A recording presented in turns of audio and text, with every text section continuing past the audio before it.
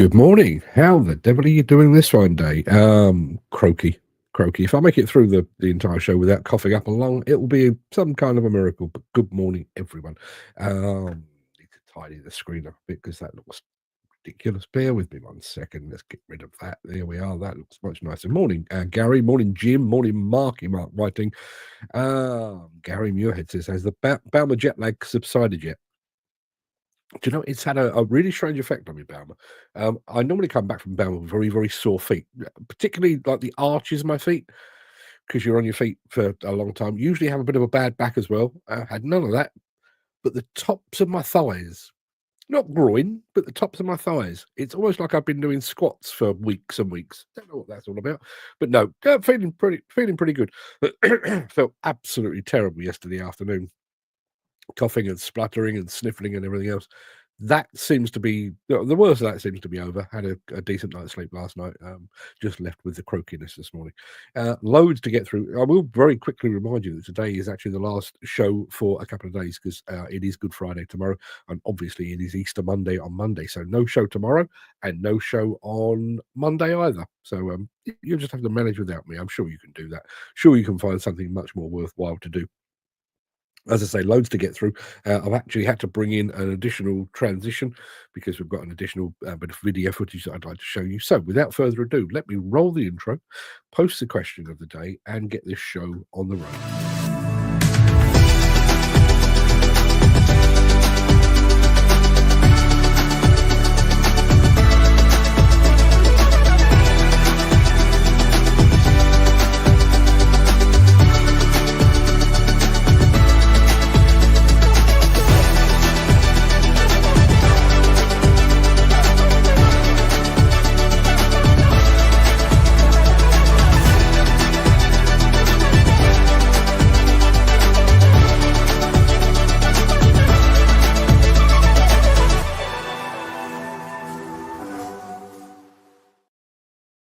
Just going to say a very quick good morning to Ed Butler, just fresh back from his Bauma exertions. Morning, Ed. How are you doing, mate? Good to see you here.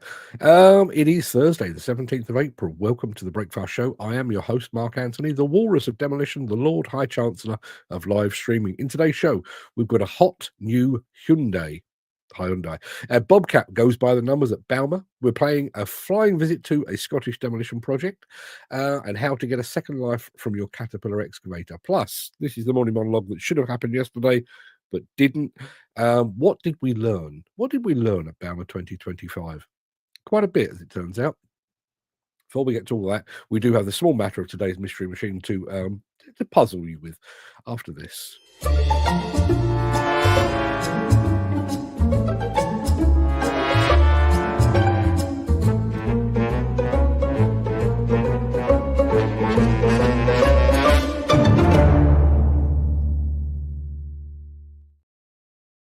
Right, fingers on the triggers, please. There you are. That is the machine I need you to identify.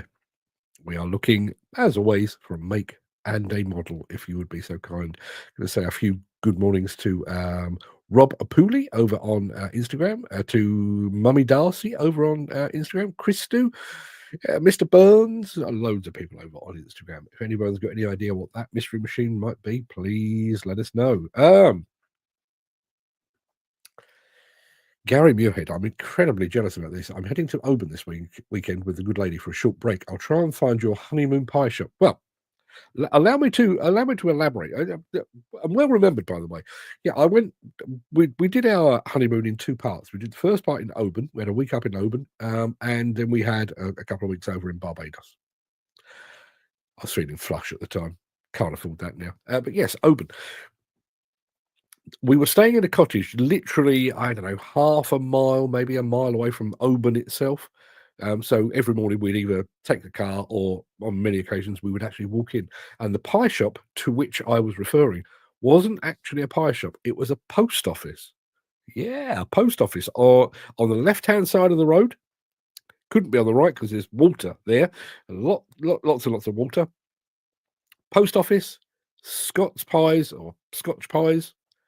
top notch Garvin, mostly diggers, has just joined us as well. Morning, Garvin. How are you doing, mate? Good to see you over in Germany. Good to see you, sausage side, as they say. Yeah, Mystery Machine. Let me show you that again. Just while we've got that up on the screen, I'll show you a bit more because we've not had a single guess yet. There could well be some wheels, but what do you make of it? Make a model, if you would be so kind. Let me take that away. And while I'm doing that, let me remind you of our question of the day.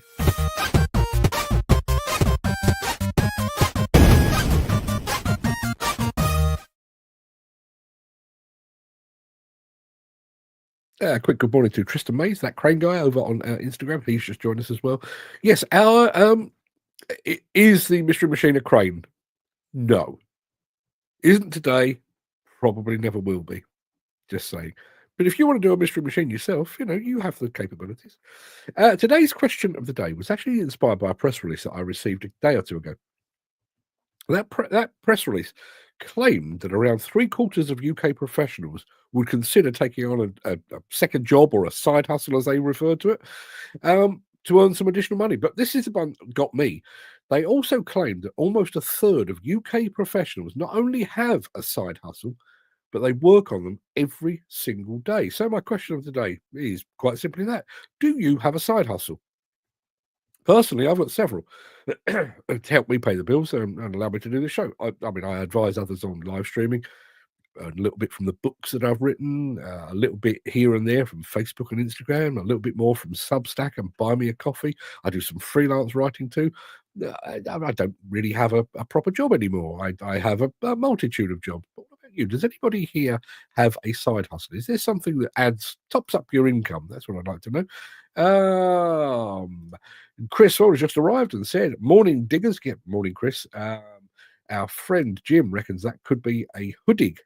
It is not a hoodie. Let me take Jim out of the way and I'll show you a bit more. There you are. Yeah, Tristan Mays just said, "Good morning, young Mark, you absolute legend." He clearly received the press release. And Dan Connors just arrived. How the bejesus are we all? Well, I'm doing okay. Apart from the croakiness, I'm doing okay. But looking forward to a nice long weekend. Going to take the good lady wife out tomorrow and do something. I don't know what, but we're going to do something. I think London may be calling. I'll probably tell you all about it when I get back. Anyway, that is our question of the day. That is our Mystery Machine. It is time to get on with the show proper, starting here.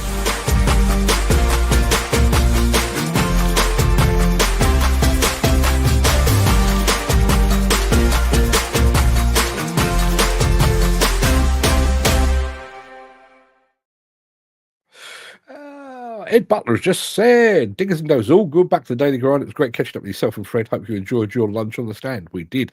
I enjoyed the lunch. Enjoyed your cake even more, Ed. Even more. Yeah, there were cakes. There was a cake actually. Sodding great thing made by one of the King's Offer team and handed to Ed, who basically took it down in a day. We really did. Dan Cullen reckons it's a Chinese machine. Oh, yeah, you are in the right area. Jim Turner reckons, thought the top might have been a man basket. It is not. Lol Trumps. Not sure what that's about. Ed Butler, side hustle, demo driving. Yeah, that's an admirable side hustle, I would say. Here is our Mystery Machine, which we've identified as, so far we've identified it as Chinese. There's a little bit more. It also comes on Chinese wheels. Make a model, if you would be so kind. Let me take that away because it's time to go not to China but to Korea with the next generation Hyundai excavator.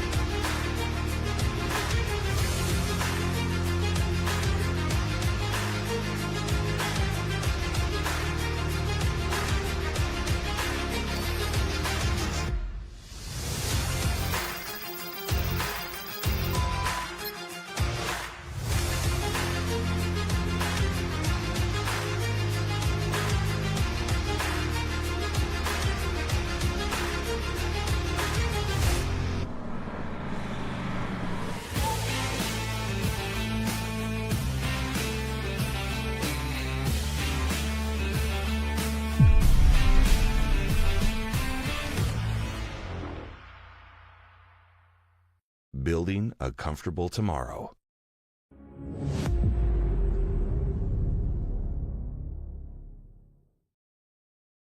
Need to say a quick good morning to Ken Hatcher, who's just joined us. Morning, Ken. Don't forget, it is Good Friday, Easter Monday. So no show tomorrow, no show Monday. Just reminding you very quickly. We're talking about side hustles. Chris Ford says, I'm not admitting to anything. Chris, we've all stumbled across your OnlyFans page. There's nothing to be shy about. There's an image I'm not going to get out of my head anytime soon. Dan Cullen is getting all very serious. If you listen carefully, you can actually hear him rolling his sleeves up. He says, just out of the machine, now the battle commences, getting the tablet out. Yeah. Now, side hustles, carry me your head. My side hustle is a cider teaser for all the large manufacturers every weekend when I'm home. Sounds like an excellent way to spend your time. Ken, enjoying the Hyundai. Jim Turner says, question today. Yes, being a plant for other people is my bread and butter main job. Our little farm business is my side job, long-term investment. When the house is finished, we're going to branch out into growing and selling trees too. There you are. Side hustles are plenty. There is our mystery machine, Dan Cullen, with his sleeves rolled up. That reckons that could be a Wolf WL805. It is not. It is not. Let me show you a bit. Let me get that out of the way. Jonathan Duras is here as well. Morning, Jonathan. Good of you to join us again. Good to see you yesterday. Even better to see you today. Dan Cullen reckons his side hustle is actually answering the machine of the day, or the mystery machine. Let's have a look. There's a little bit more. Does that help in any way, shape, or form? Now, I do need to confess, I should have mentioned this earlier, I've changed the colour of this. That's not its natural colour. I will show you what the colour is at the end, and that is not its natural colour. So my apologies for that if I've led you up the garden path. So keep those guesses coming in. We'll be right back in just a moment after this. If you are enjoying this episode, please consider supporting the show. You can leave us a tip at buymeacoffee.com/demolition news. I'm going to be talking about Bauma at the end of the show, and we're kind of leading into that. We're going to start that lead in with the fine folks at Bobcat.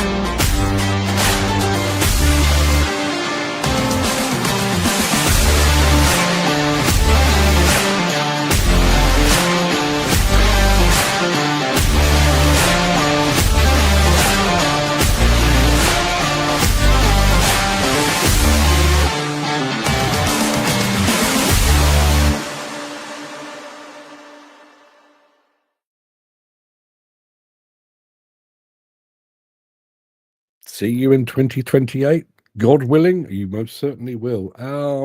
But we had here question of the day. Zello 8F shovel. No, it's not one of those. Jim Turner on the question of all things related to side hustles. He also says, maybe about plant hire and groundworks if I ever get the time. I don't know how you have the time to do all that you do at the moment, actually. Let me throw up the mystery machine one more time. There is a little bit more. I think you can probably tell exactly what type of machine it is, but I'm looking for a make and a model. So yesterday, yesterday, yes, I received a message on LinkedIn from an old mate of mine, a guy called David Pollock, who runs Scottish Photography Productions. And he said, I've been out and I've filmed a high-reach excavator for Putnam Demolition.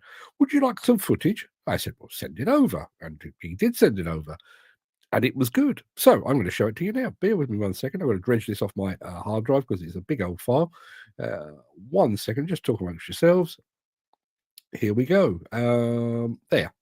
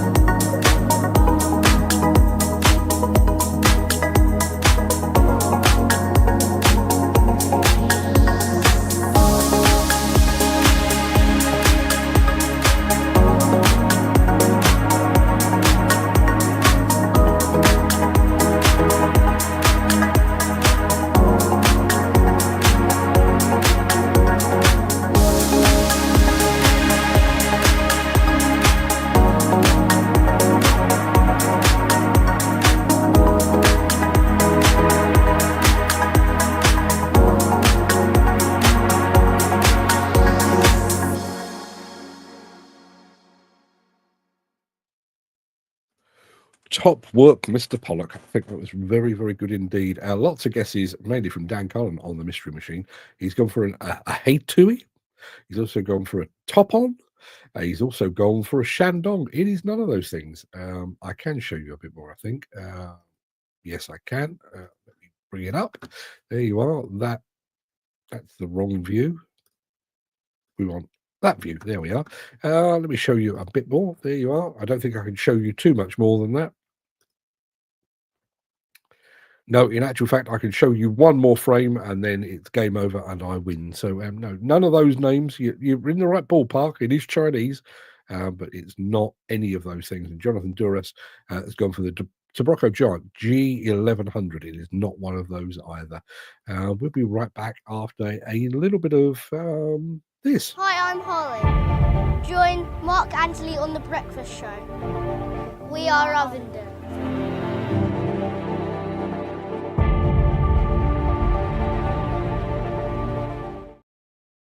Yeah, we've changed the order of the show a little bit today because the last film that I want to play you kind of leads into the morning monologue. So we're going to take a spin back to Bauma, all things Bauma related. And this time we're going to take a bit of a walk around the High Dreamer stand in the company of this guy. Welcome back to the Breakfast Show at Bauma. We're on our way to a very quick walk around the High Dreamer stand, which is just over here, just up the way from Mekhalak. And as you can see, Sennabogan behind me. We'll be there in 2 seconds.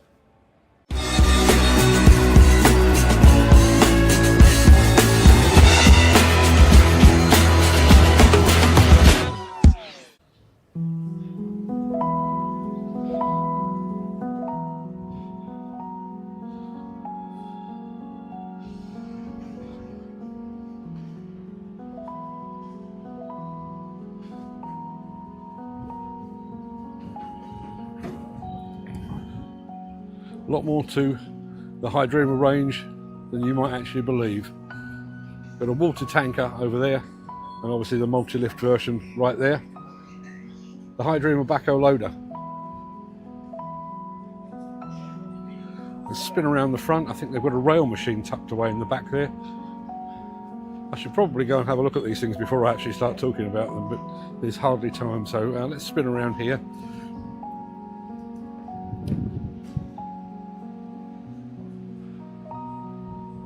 There's the wheeled excavator. There's the DT6, which has got a fantastic cab for a little dumper. Don't know how well you can see that through there. And then we get over onto the rail end of things.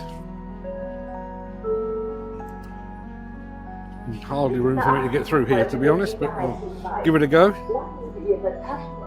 Right the way through to the MX-20 rail drive.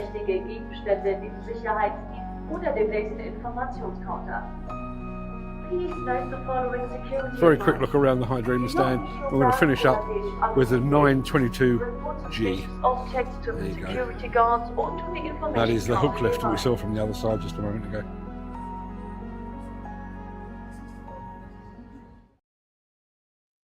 That was a look around the High Dreamer stand. Very smart stand it was too. I can tell you, it looks like I'm going to win today's mystery machine. Chris Ford is going for the giant G3500. It is not. Dan Cullen go for the Luyu 908. It is not one of those either. Here is where we stand. We've only got one more film. If anybody can get it, please, now is the time.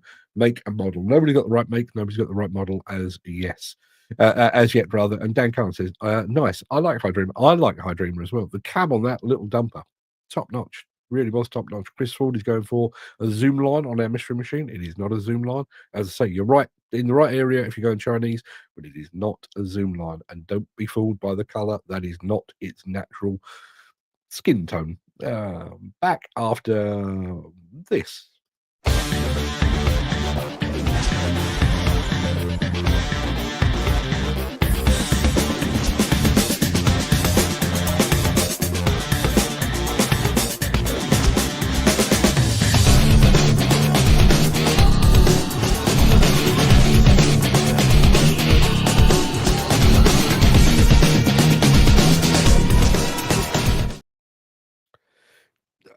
At its heart, the film I'm about to show you is about how you get a second life out of your Caterpillar excavator, but it does play in quite nicely to my morning monologue, which is the one I should have delivered yesterday, but didn't. It's coming up very, very soon.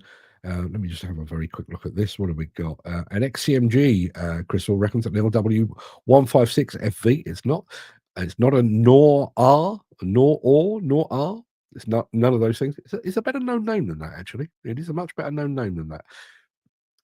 So let me play you this Caterpillar film. Then I'll do the outro, and then I'll tell you exactly why that makes sense.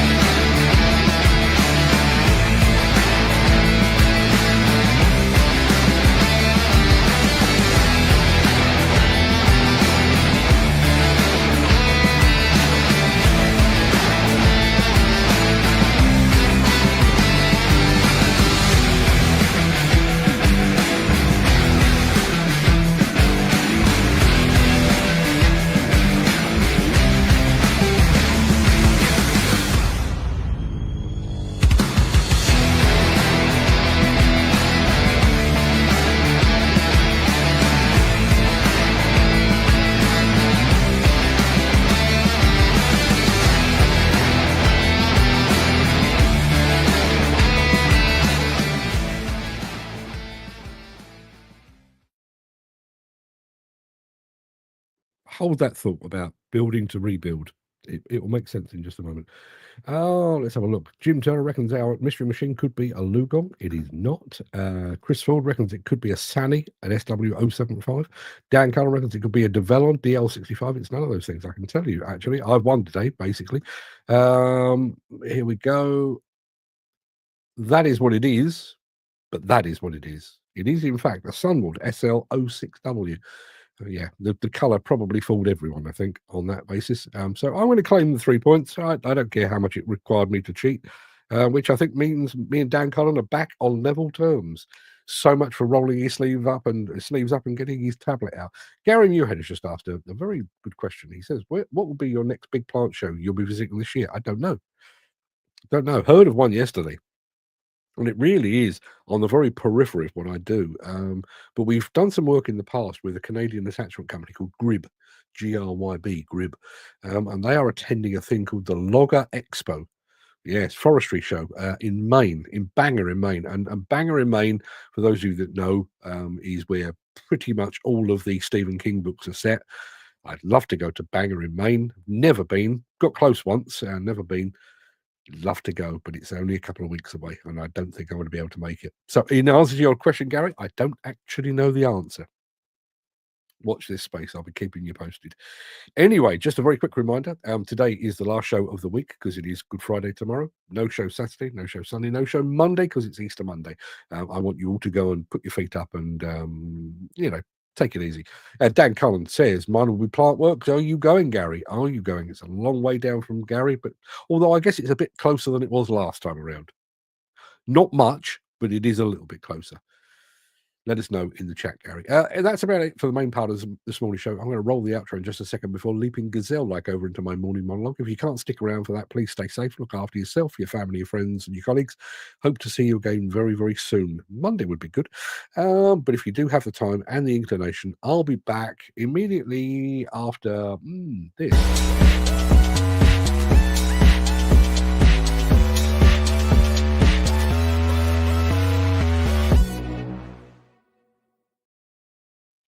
Even as we speak, exhibition stands are being dismantled and booths are being disassembled. Machines and attachments are being loaded onto waiting vehicles, and tens of thousands of men and women are leaving Munich and heading back to their day job.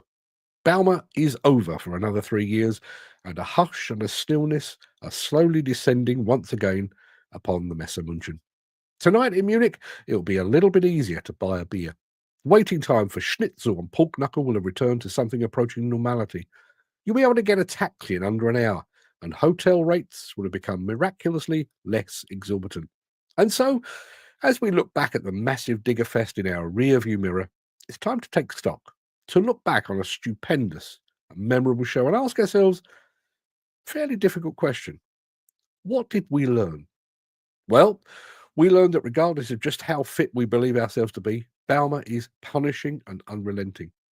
We learned that those in the field of demolition and construction equipment are quite content to leave concerns over trade wars and tariffs to those in a higher pay grade while we just get on with our lives. And we learned that the age of the industry influencer is not over, it has barely begun. May God have mercy on us all. We've also learned some fundamental truths that speak to the state of the construction equipment nation today and in the foreseeable future.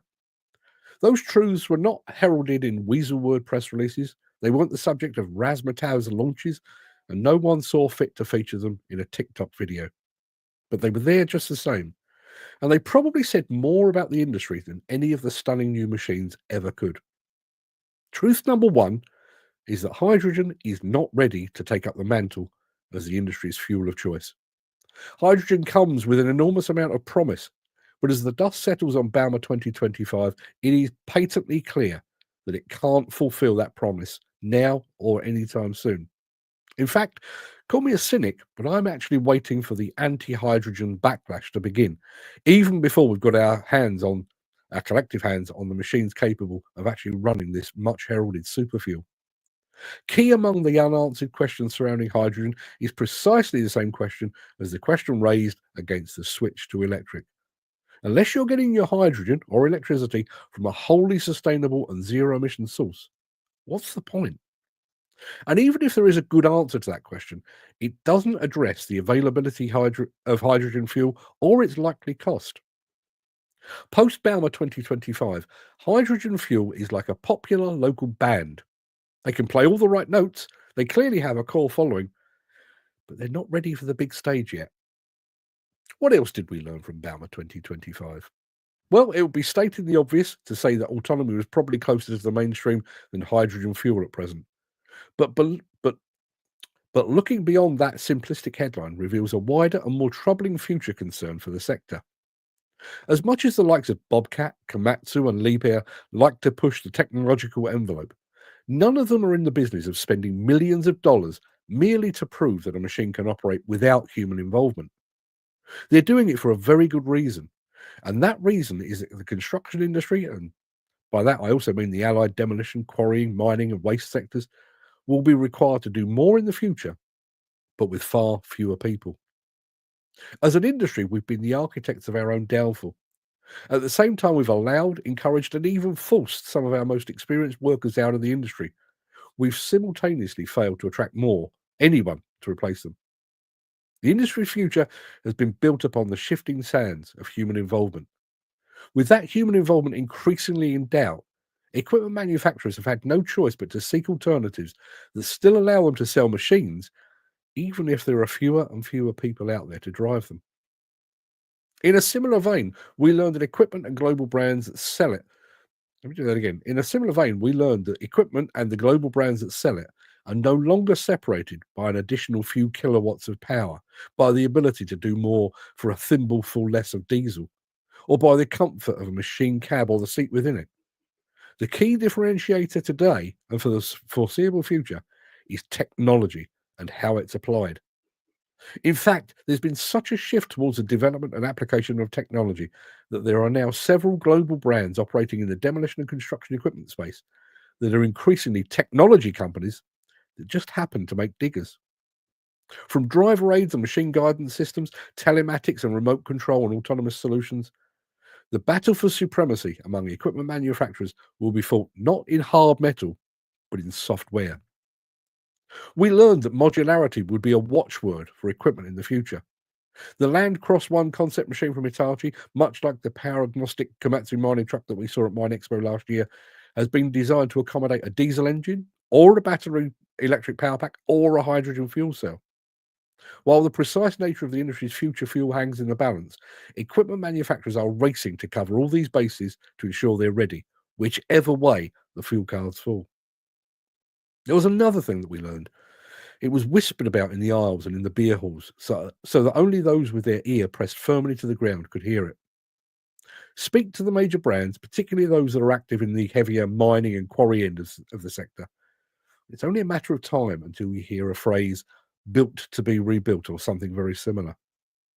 That expression speaks to a realization that, in many cases, the most sustainable solution might not be a new machine. It might be the retention, rebuilding, or remanufacturing of one you already have. Do excuse me. Obviously, such a notion goes against everything that makes Bauma Bauma. Aisle upon aisle, row upon row, stand upon stand of shining new steel, fresh off the production line. But if we're serious about doing our bit to safeguard the Earth's resources and its climate, maybe we all need to look beyond the glimmer of fresh paint and the thrill of the new and embrace the patina of age and the comfort of durability. Whatever happens with fuel, technology, autonomy, modularity, and sustainability, you can rest assured of one thing. When Bauma 2028 rolls around, it will yet again reflect the industry's direction of travel better than any exhibition in the entire world. Discuss, debate, enjoy. Let's go over to the chat, see what you're all going on about here.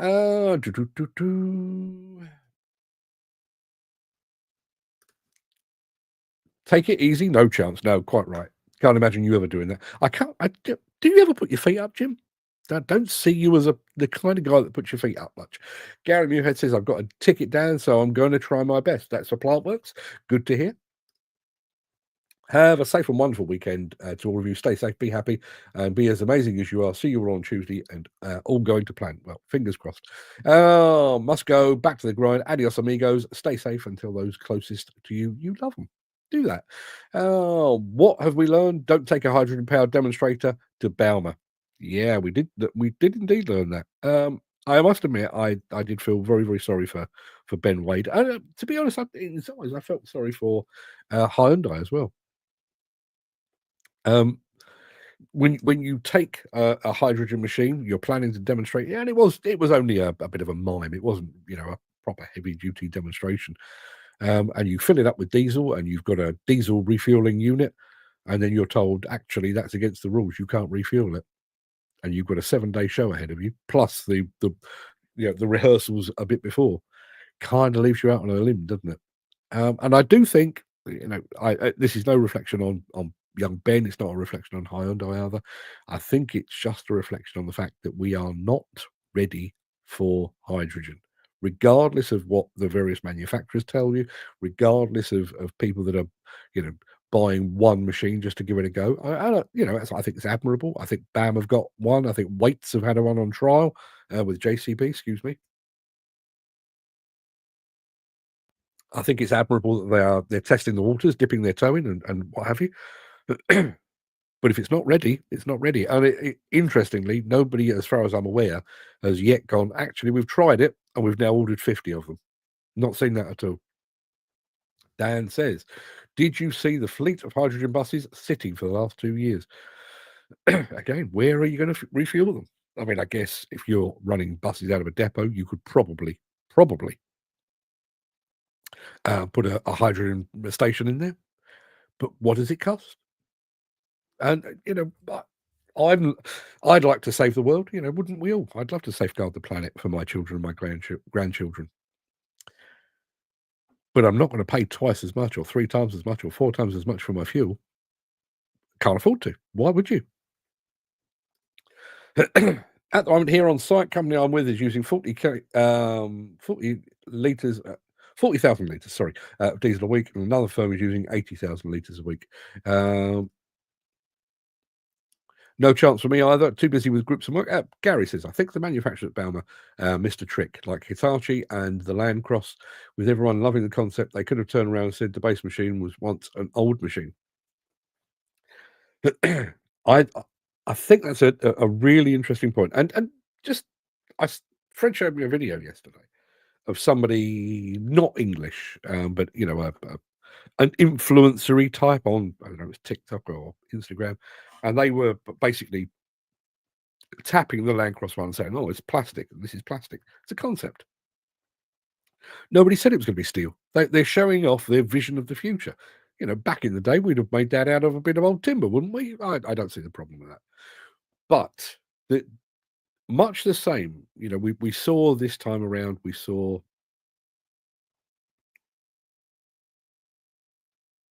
Wow. Chris, I'll come back to you in a second. We saw Volvo going 100% electric. They are one of the biggest manufacturers in the world. They've got a huge range of diesel-fueled machines, and they went all electric. I would not be too surprised to see somebody going all electric next time around. Bearing in mind how well Caterpillar in particular, but all of the major brands, so Liebherr and Komatsu, bearing in mind how well they can rebuild, remanufacture, I'd love to see that. Would just as an object lesson, wouldn't it be great if they only remanufactured half an excavator? Like before and after shots.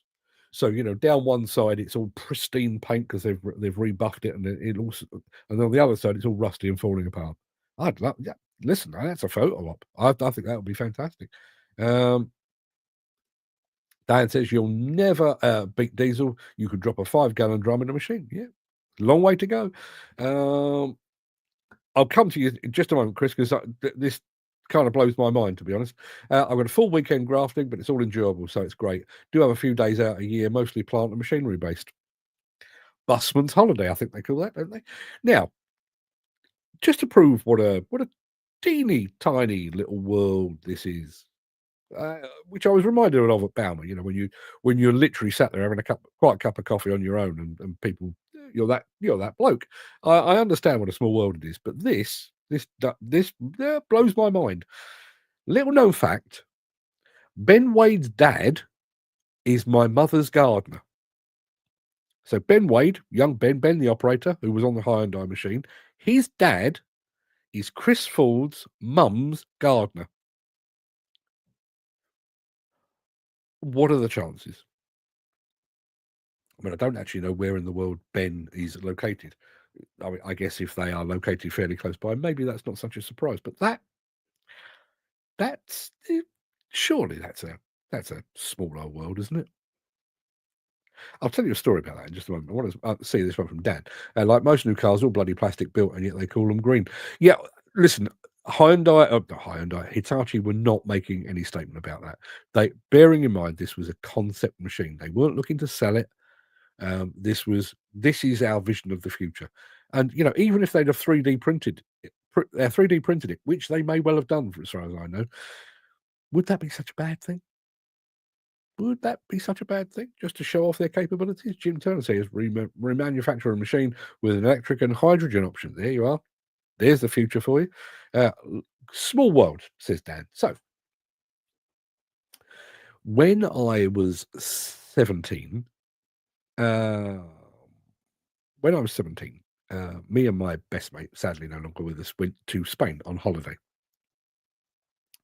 Which is, not unusual in any way, shape, or form. We were staying in a really grotty hotel because, I mean, I'd only just left college. I was hardly earning any money. I'd just left college. So, we went off to Spain basically to get drunk for a fortnight. And we were walking along the beach one day, doing our best to look like Wham. It was a long time ago. It's the best I can tell you. And there was a girl. We were 17, and as it transpires, she was 17. She was laying on the beach with her feet basically in the surf, tiny little pair of bikini bottoms, topless. And because of our direction of travel, we had to step over her. So we did. We stepped over her, or slightly around her. And as we stepped over her, my mate Bruce said, "That's Pauline from school." And I looked, and it was a girl. She'd actually been in our class. We were you know, a couple of thousand miles away from home, you know, beach that went off into the distance, tens of thousands of people, and we had to step over somebody that we'd been at school with less than a year before. Yeah. And best of all, she was topless. And I'll go one further than that, given that we're all friends together here. She'd kept that hidden. Fair play, Pauline, wherever you are these days. Gary says, Lord Chris Forden, we now have 2 lords on the show. Oh, I think everyone's pretty much the same here, aren't we? There's no hierarchy here. That would show what a green machine looks like. Yeah. Just imagine that. Imagine the idea of taking maybe a big cat dozer. I'm saying cat because cat are very good at rebuilding, but take a big cat dozer, hoik out the big cat diesel engine, and wang a hydrogen fuel cell up its back end, and partially remanufacture it to show what you're capable of. Listen, I'd go and see that. Chris Ford says, P.S. I don't think I've ever met Ben. I've met him a couple of times. Lovely fella, really is. Were you wearing your Choose Life Wham t-shirt? I was not. Did I have a Choose Life Wham t-shirt? I did. But that was the holiday of my Frankie Goes to Hollywood t-shirt. I think I had Frankie Says, Relax. It doesn't show me in a good light, does it? But I think that's absolutely true. Oh dear. I remember going to a ploughing match in Ireland with plant farm equipment on show. 25 years later, I met my Hillhead, still sales rep for the same company. Yeah, it is. Do you know, I've said this, and it's happened. I can reveal all. I remember having this discussion with Fred, talking about when I might consider myself famous. You know, going to Plant Works or Hillhead and being recognised. Well, you know, I've been around the business for 36 years. I go to all the shows. That's no great shakes. It's when you get recognised out of context. And I was spotted at the football once. That was the first time it ever happened. I was actually at Wembley Stadium watching England, and you're that bloke. I said, yes, I am that bloke. And there was no, you know, it wasn't like I was wearing a Diggers and Dozers or Demolition News t-shirt to give the game away. I wasn't, look at me, I'm the bloke off the internet. It was just purely random. So yeah. Anyway, people, I think that will probably do us for now. What have I got here? Gary's just said, I'm sure a lot of our older used equipment ends up in third world countries. See, it does, and some of our stolen equipment as well. What happens there? It's a good point. What happens there?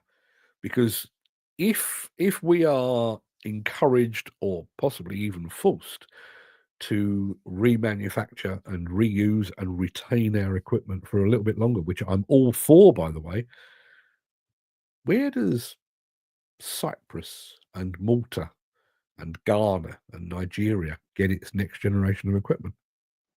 It's a good point. I'd never thought of that. Jim Turner says, better still, have it being reconditioned and repowered live at the show. Take a brave engineer to take that on, but I'd love to see it. Dan says, was talking to him about the tractors. He turned around and said, was it you and your dad bought a class tractor and a Cat 312C 25 years ago at the ploughing? Wow, that does take some doing. Do you know, I mean, I've got a terrible memory. I really have got a terrible memory, and it's getting worse with age. But there's a calf just down the road here, and I don't go in there for 1 week to the next. They must have thousands, if not tens of thousands of people go through there. And I'd only been going in there for about 4 weeks. And I sat down and I thought, service in here is crap. I haven't even seen a waitress yet. So I looked over and she was walking towards me with the thing that I always order. Didn't even bother to ask. How she remembered, not a clue, but very impressed. Let's have a look. Jim Turner says that would grab some social media attention. Yes, it would. It would. I mean, you could even do it as a build-up. You know, here's the machine. 6 months out, we're doing this, we're doing that, and we're going to finish off the remanufacturer at the show. I'd love to see it. When they go to the third world countries, they die a Groupon death as you see on YouTube. Yeah, I'm sure they do. But where do they get where do they get their machines if we all start hanging on to ours a little bit longer? Has anyone thought of that? Not that we tend to worry too much about the impact that our decisions here will have on the rest of the world. Mr. Trump, I'm looking at you, you bright orange twat, you. Yeah, we don't tend to think of that, but should we? Or do we get a second life out of our machines and they get them when it's about to start its third? If in that case, is there a bit of a gap? I don't know. We'll see. Got to cough again. I think that would do us before my lungs completely collapse. I'll see you on Tuesday, everybody. Have a good weekend. Really try and put your feet up if you possibly can. Well, if you choose to. If you're Jim Turner, go and work just as hard as you do the rest of the time, because I know that's what Jim gets off on. Everybody else, try and get your feet up and spend some time with the family. As Dan always says, remind them that you love them. They do need telling from time to time. I'll be back here on Tuesday. Dan says, problem is everyone wants new machines. What if it were made more attractive to not? What if there were supplements and grants and stuff to make you hang on to the machines that you've already got? And what would be the effect on the manufacturers? Taking a British manufacturer like JCB, they are built basically to sell volumes of machines. What if we suddenly decided, rather than having lots of new machines, we'll have some new, but we'll have quite a lot of old? Yeah, what would happen? Take care, stay safe, guys, says Dan, and happy Easter, everyone. Yeah, is there an Easter blessing that you're supposed to give out? You're asking the wrong guy here, but have a happy Easter. You don't eat too many eggs. I mean, I would if I weren't diabetic, but try and keep yourselves in trim. I'll see you all on Tuesday. Till then, everybody, have a good one. All the best.